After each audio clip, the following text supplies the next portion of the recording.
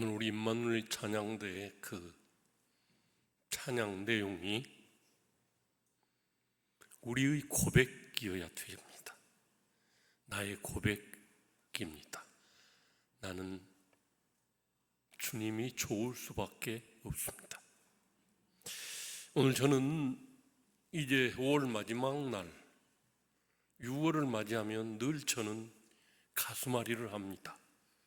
왜냐하면 여름 사역이 안전하게 그리고 은혜롭게 모두가 은혜 받고 그렇게 끝나기를 바라는 마음 하나님께서 자꾸 일으켜 주시기 때문에 기도하지 않을 수가 없습니다.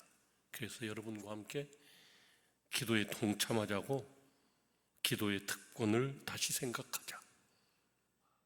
기도의 특권을 다시 생각하자라는 말씀을 준비해 왔습니다.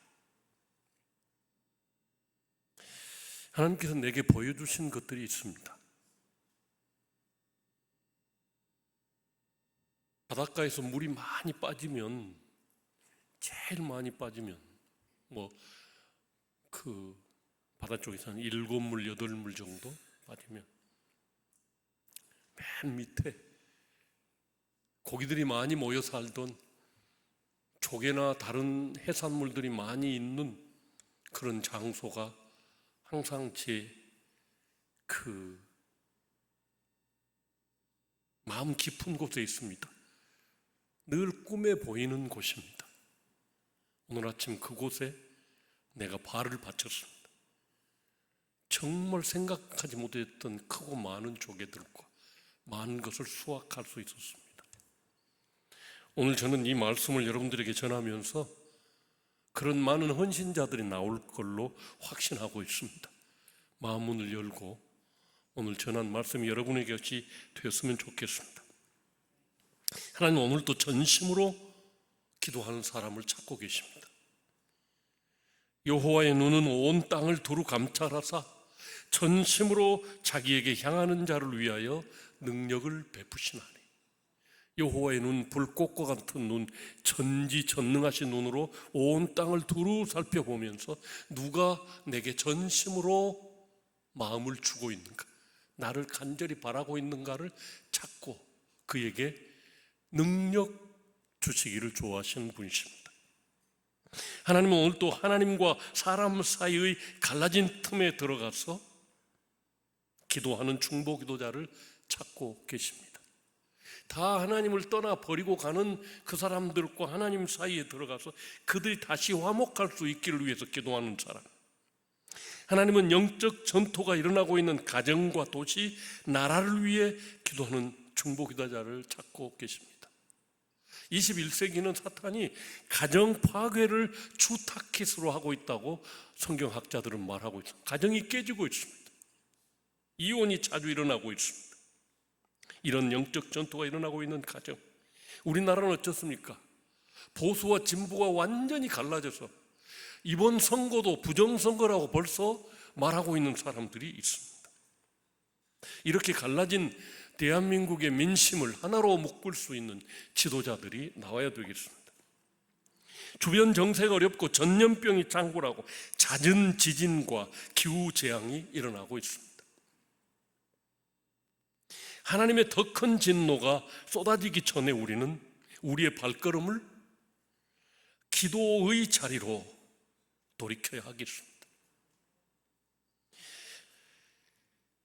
지금 우리는 하늘과 땅의 모든 권세를 가지신 하나님, 곧 우리의 아버지께로 돌아가 기도할 때가 이미 이르렀다. 이런 임계점에 이르러 있는, 폭발 직전에 있는 올해와 내년이 지금까지 역사상 있었던 가장 더운, 가장 많은 기후재앙이 일어날 거라고 세계 기후학자들은 말하고 있습니다. 우리가 고난 겪는 바로 이때가 온 성도가 함께 모여 기도할 때라는 것입니다. 구습을 따르는 내 옛날의 습관을 따르는 옛사람을 벗어버리고 다니엘처럼, 예레미야처럼 나라와 민족을 위해서, 이 시대적 문제를 위해서 금식하며 기도하는 사람들이 일어날 때입니다. 이 땅에 다시 한번 부흥이 임하도록 간절히 기도할 때입니다. 시대와 민족의 구원을 사모하며 전심으로 주를 향하는 사람들에게 들려지는 하나님의 음성이 있을 것입니다. 그동안 우리의 기도는 자신과 교회밖에 생각지 못하는 이기적인 기도가 아니었습니까? 하나님께서 저를 깨워서 이 말씀을 우리 오늘 청중인들에게 전하도록 말씀하셨습니다. 기도는 그 이상의 것입니다. 예레미야는 70년이 차면 내가 너희를 이곳으로 돌아오게 하리라는 하나님의 말씀을 들었습니다.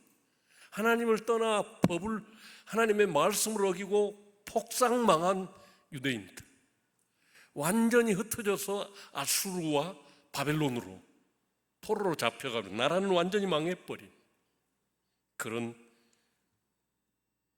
민족을 위해서 울고 있는 예레미야에게, 아니 70년이 지나면, 죄값을 치르고 나면 내가 너희를 다시 이곳으로 돌아오게 하리라는 말씀을 예레미야 29장에 기록하고 있습니다. 에스겔도 포로가 된 곳에서, 포로가 잡혀간 바벨론에서 내 영을 주어 내 백성을 삼겠다는 새로운 약속을 받고 선지자가 되었습니다. 다니엘은 환관으로 잡혀가서 바벨론의 총리로 섬기고 있을 때 예레미야서를 읽다가 70년 전 예레미야에게 임한 하나님의 말씀이 천둥처럼 그에게 들려왔습니다. 이처럼 자기 백성을 구원하시려는 하나님께는 간절히 부르짖어 기도하는 사람들이 필요합니다. 지금 우리는 어느 때보다도 큰 위기의 시대에 살고 있습니다. 그러나 우리 마음은 설마를 되뇌이며 고국을 품에 안고 통곡하고 금칙하며 기도하는 사람들은 찾아보기가 어렵고, 함께 기도하자고 해도 강 건너 불구경하듯 무관심한 사람들 뿐입니다.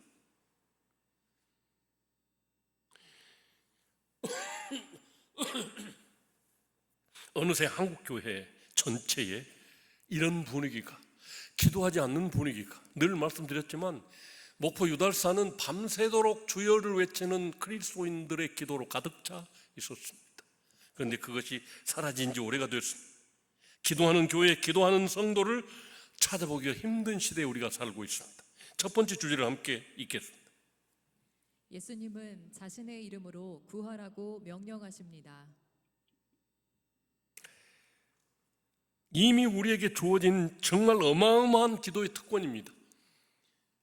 오늘 수환이가 그 기도 응답의 확신이라고 하는 주제로 간증을 했는데, 너희가 내 이름으로 기도하면 내가 반드시 시행하겠다, 무엇이든지 구하면 반드시 시행하겠다고 주님이 선언한 이 말씀을 내 것으로 삼는다면 우리는 부조금 없이 세상을 이기며 살 것입니다. 낮고 천한 우리에게 이런 기도의 특권을 허락하셨습니다. 그런데도 기도하지 않는다는 것은 죄악입니다. 그러므로 오늘부터 작심하시고 기도하는 청중인들이 되어야 하겠습니다. 예수는 평생 갈릴리와 그리고 유대를 오가면서 사역을 하셨습니다. 이제 예수님의 이름으로 기도하면, 다시 말해서 하나님의 아들의 자격으로 하나님 앞에 나가 기도하면 열방을 주시겠다, 세계 여러 나라를 주시겠다, 우리의 기도 응답으로 온 세상에서 동시다발적으로 복음이 전파되게 할 것이라는 말씀이었습니다. 오직 십자가로 예수 생명을 가진 자가 이 일을 해낼 수 있다는 것입니다. 오직 믿음의 기도를 들으시고 역사하시는 분은 주님이십니다. 그러므로 우리가 할 일은 기도하며 또 기도하는 것입니다. 그리고 역사를 일으키시는 분, 부흥을 일으키시는 분은 하나님이십니다. 이처럼 예수 생명을 가진 사람들은 기도의 능력을 가지게 됩니다. 그날에는, 함께 읽어보실까요? 그날에는 너희가 무엇이든지 아버지께 구하는 것을 내 이름으로 주시리라. 구하라, 그리하면 받으리니 너희 기쁨이 충만하리라. 십자가에서 우리를 구원하시고 우리의 신분을 하나님의 아들로 상승시켜 주신 그날에는 우리 예수 믿는 사람이, 하나님의 상속자 된 저와 여러분이 예수 이름으로 기도하면 주님 수준의 일들을 할 수 있게 된다. 내가 하는 일도 할 것이요 나보다 더 큰 일도 하게 된다고 말씀하십니다. 이처럼 우리의 신분이 하나님의 아들로 바뀌면 기도의 내용도 자연스럽게 바뀌게 되어 있습니다. 십자가를 통과한 성도의 기도는 문제 해결, 소원 성취를 넘어서 하나님의 뜻을 구하는 기도를 하게 됩니다. 그날 곧 십자가에서 구속이 완성된 그날 이후 나는 죽고 내 안에서 예수께서 사셔서 나를 하나님의 상속자, 하늘 상속자로 실제가 된 사람만이 진정한 기도를 드릴 수 있고 주님 수준의 큰 일들을 할 수 있다는 것입니다. 우리 교인들 100여 명 될 때, 지금은 별거 아니지만 30억 빚을 얻고 이 예배당을 지었습니다. 이것을 내가 과연 이룬 일인가를 늘 생각합니다. 주변에 있는 목사님들이 통계적으로 보니까 교회를, 예배당을 짓고 경상비, 1년 경상비의 10배까지는 잘 버티고 교회가 성장하더라. 그 말을 듣고 내가 우리 교회 빚을 생각해 보니까 우리 경상비의 20배가 넘었습니다. 그러면 우리 교회는 부도 나야 마땅한 교회입니다. 그럼에도 불구하고 하나님이 이루셨습니다. 우리들의 기도를 들으시고 여기까지 이르게 하셨습니다. 그리스도를 믿음으로 말미암는 의가 무엇일까요? 그것은 그리스도의 이름과 자격으로 아버지께 나가는 것입니다. 우리는 불의하고 죄가 있어서 하나님 앞에 나가면 죽습니다. 그런데 예수 그리스도의 피로 우리를 깨끗하게 해주시고 우리를 하나님의 자녀로 입양해 주시고 예수 그리스도의 이름 가지고 성소에 나오는 모든 사람들을 하나님이 받으시고 기도를 응답하십니다. 그러므로 십자가를 통과한 사람의 기도 목적이 자연스럽게 바뀝니다. 내가 너희를 택하여 세웠나니 이는 너희 열매가 항상 있게 하여 내 이름으로 아버지께 무엇을 구하든지 다 받게 하려 함이라. 이미 주님은 하늘과 땅의 모든 권세를 가진 절대 주권자이십니다. 그리고 나를 통해 이루실 열매를 주님께서 준비하셨습니다. 그 열매가 내 삶에 있고 그리고 예수 그리스도 이름으로 하나님 앞에 나가면 하나님이 모든 기도에 응답하시겠다. 복음에 합당한 열매는 주님께 연합해 있으면 내가 걱정할 필요가 없습니다. 열매는 성도의 기도에 대한 하나님의 응답입니다. 예수 믿고 십자가로 내가 하나님의 아들 자격을 받아서 예수 그리스도 이름으로 하나님 앞에 나아갈 자격을 얻었으면, 대제사장이 되었으면 기도하고 그리고 기도한 결과 열매는 하나님이 주시는 것입니다. 예를 들면 건물이 이미 완성되었고 전기시설도 이미 끝났습니다. 이제 스위치만 올리면 불이 들어옵니다. 이것이 십자가에서 이루어진 일, 곧 구원의 완성입니다. 이제 예수 그리스도의 이름으로 기도하면 기도 응답 받게 되어 있습니다. 소환이가 고백한 것처럼 12주 양육반을 통해서 깨달은 것, 기도하면 반드시 응답된다. 나의 제일 좋은 친구가 주님이셔요 라고 고백한 것처럼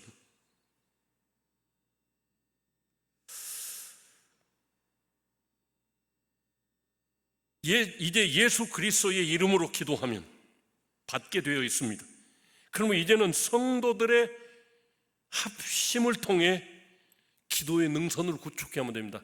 한 사람 한 사람 기도하는 것이 아니라 셀 가족들이 모여서 함께 기도하고 수요 기도회에 다 나와서 기도하고 요즘 금요 기도회에 우리 정경복 장로님, 김선재 권사님 부부가 아예 교회에 와서 잠자면서 기도해 주니까 그때부터 지금 기도의 열기가 엄청나게 뜨거워졌습니다. 응답이 임하게 될 줄로 믿습니다. 이처럼 기도의 자리라면 모든 일을 다 밀어놓고 여기만큼 내가 참여해야 되겠다라고 하는 합심 기도, 이 기도의 능선이 구축돼야만 합니다. 세계 역사는 성도들의 기도에 대한 응답의 연속이었습니다. 부르짖어 기도하기만 하면 응답이 약속된 기도를 통해 하나님께서 깜짝 놀랄 일들을 이루실 줄로 믿습니다. 두 번째 주제 함께 읽겠습니다. 이때 예수님의 기도는 우리 기도의 완벽한 표준이 됩니다. 완전한 기도, 만고불변의 기도 원리, 그것은 주님의 나라를 위해서 기도, 나라가 임하시오며, 우리가 날마다 기도하기엔 주님의 기도 중에 가장 먼저 나라가 임하시오며, 하나님의 나라가 내게, 우리 교회에, 우리 가정에 임하시오며, 하나님의 다스림이 우리 가운데 있게 하시오며 라고 하는 기도입니다. 함께 읽어보겠습니다. 그러므로 너희는 이렇게 기도하라. 하늘에 계신 우리 아버지여, 이름이 거룩히 여김을 받으시오며 나라가 임하시오며 뜻이 하늘에서 이루어진 것 같이 땅에서도 이루어지이다. 여기 핵심 이야기는 나라가 임하시오, 하나님의 나라가 우리 교회에, 우리 가정에, 내 개인에 임하시오며 하나님의 뜻이 나를 통해서 이루어지면 주님이 우리에게 영광을 돌려주신다. 하나님의 나라를 이루어가는 기도가 만고불변의 기도 원칙입니다. 여호와께서 내게 이르시되 내게 구하라. 내가 이방 나라를 내 유업으로 주리니 내 소유가 땅끝까지 이르리로다. 엉뚱하게도 저는 이 말씀을 저의 비전으로 삼고 있습니다. 이 말씀을 하나님께서 저에게 주셨습니다. 집 없는 결손가정 아이들 20명과 함께 저는 한 15년 이상 그들과 동고동락했습니다. 그런데 그 아이들 중에 유럽에 가서 선교하는 아이, 동남아를 돌아다니면서 선교하는 선교사, 그 못난 이들이 세계를 꿈꾸고 있더라고요. 나만 여기 머물러 있지? 저와 함께 있었던 그 집도 절도 없었던 그런 심령들이 세계로 향해 나가는 것을 보면서 깜짝 놀랐습니다. 아, 이게 이 말씀이구나. 내게 구하라. 그러면 열방을 모든 나라를 유업으로 주리니 너를 통해서 생겨난 그리스도인들이 세계를 향해 나갈 것이다. 열방을 주시겠다는 말은 구하라는 것입니다. 열방을 주시겠다.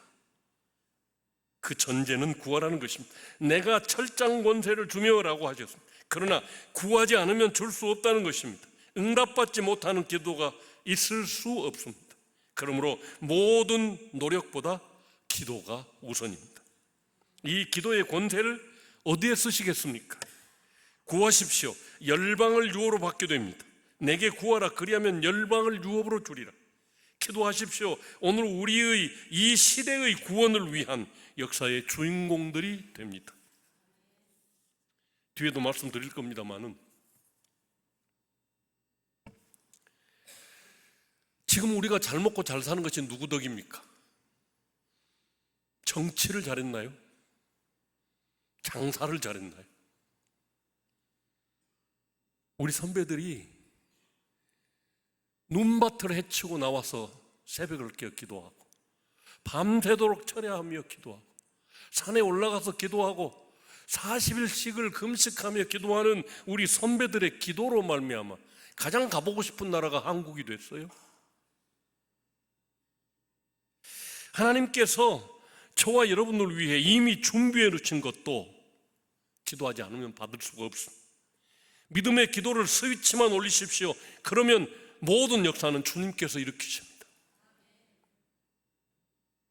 그러므로 기도는 세계 선교를 향한 주님의 요청이며 이것은 대한민국의 사명이며 우리의 사명입니다. 하나님이 얼마나 우리에게 큰 은혜를 주셨는지, 우리나라보다 10배나 20배나 더 큰 미국하고 우리나라가 선교사를 파송한 것이 거의 같아요.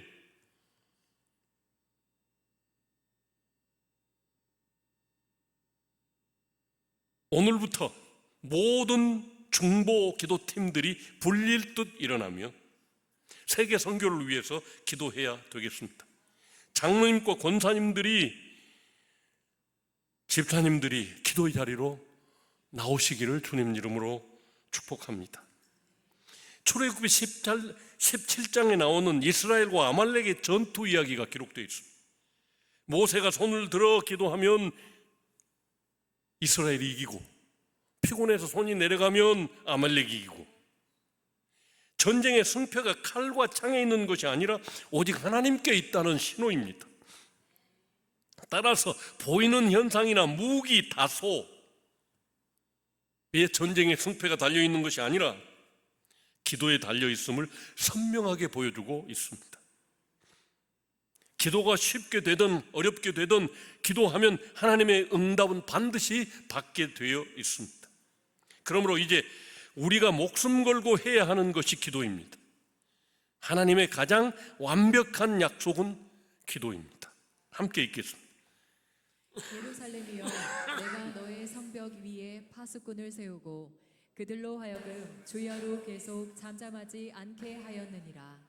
너희 여호와로 기억하게 하시는 자들아, 너희는 쉬지 말며 또 여호와께서 예루살렘을 세워 세상에서 찬송을 받게 하시기까지 그로 쉬지 못하시게 하라.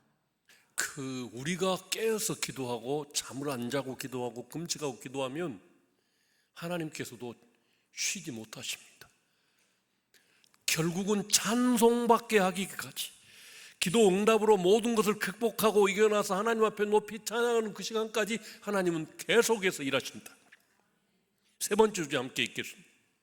모든 일과 모든 역사를 하나님 스스로 할 수 있지만 우리에게 맡기셨습니다. 우리는 하나님의 형상으로 창조된 자들로서 하나님과 영원한 교제의 대상이기 때문입니다.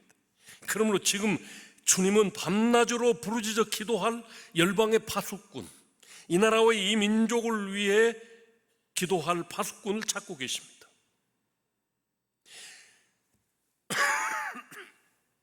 너희 여호와를 기억하게 하는 자들아, 여호와로 기억하시게 하는 자들아, 쉬지 말고 기도하라. 그러면 내가 쉬지 않고 일하리라. 쉬지 않는 기도의 능선은 연합으로 가능합니다. 제가 경상도 어느 산속에 있는 그 구국기도 재단에 올라갔습니다. 돌로 이쁘게 담을 쌓고 두 사람이 지나갈 수 있는 그런 조그만 골목을 만들고 맨 끝에는 동그랗게 그 하얀 가운을 입고 올라가서 기도하게 되어 있습니다. 그리고 한 10m 떨어진 곳에는 다음 당번 1시간 이후에 기도할 사람이 대기하고 있습니다.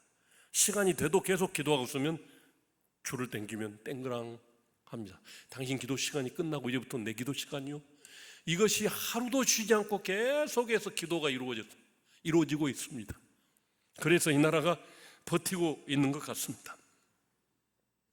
이것이 기도의 능선입니다.